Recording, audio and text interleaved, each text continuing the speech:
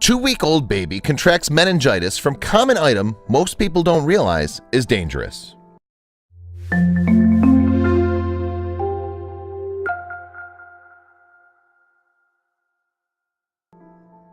Iowa's Lucinda Armstrong was beaming with pride. She'd just given birth to a beautiful baby boy she'd named Ezra.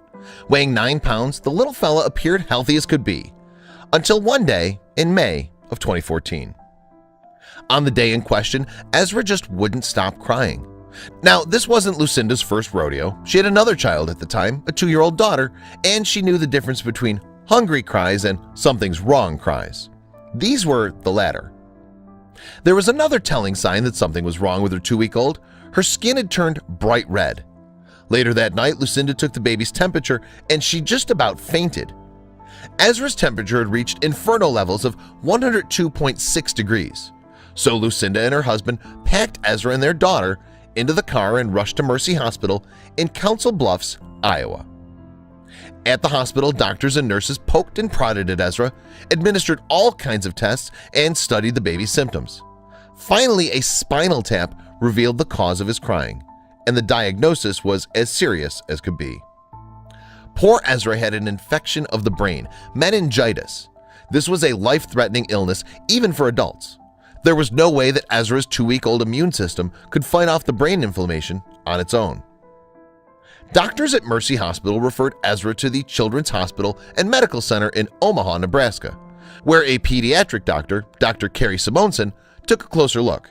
She supported the meningitis diagnosis but uncovered more details too. More specifically, Ezra had Listeria meningitis. Listeria is a particular type of bacteria that's known to cause meningitis, Dr. Simonson explained. Particularly in susceptible patients, infants are one of the most susceptible. But that begged a bigger question. How did a 2-week-old boy get such a serious infection?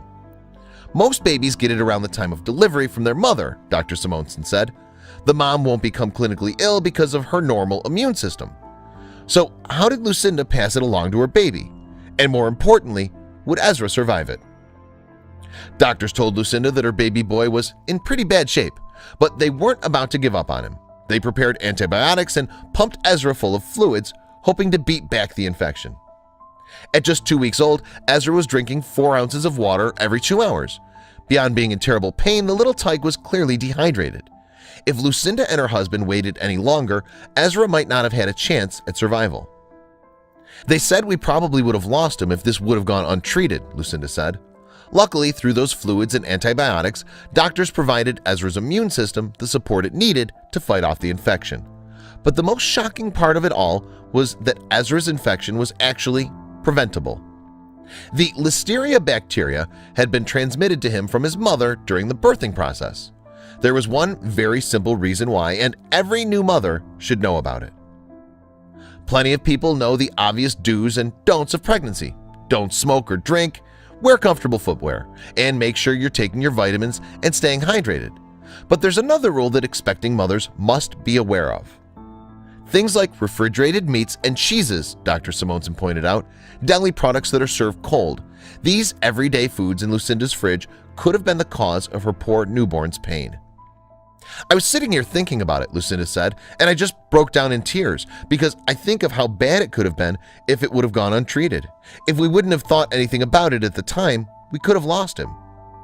And while a bright red baby with a high fever would be hard for anyone to ignore, any parent could have made the mistake of waiting until morning to deal with the problem.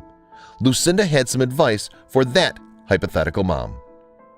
I'd tell them to go with their gut, Lucinda said. If they feel something's wrong, it's much better to go to the hospital and figuring out nothing is wrong rather than not going to figure out that something bad happened. In the end, the hospital kept watch over Ezra for a few days, but the doctors thankfully expected him to make a full recovery. After a close call at such a young age, things were again looking up for the little one. Meet Lucinda and baby Ezra in this video and learn all about the Listeria meningitis that nearly took his young life. And remember, don't make the same mistakes that Lucinda did. Avoid cold cuts at all costs if you're expecting a child. Who would have thought that this everyday item in our fridge could cause all that trouble? Thankfully, Ezra's okay. Check out these other videos from Let Me Know. If you haven't made the move to subscribe to our channel, all you need to do is click on that red subscribe button. Thank you for watching.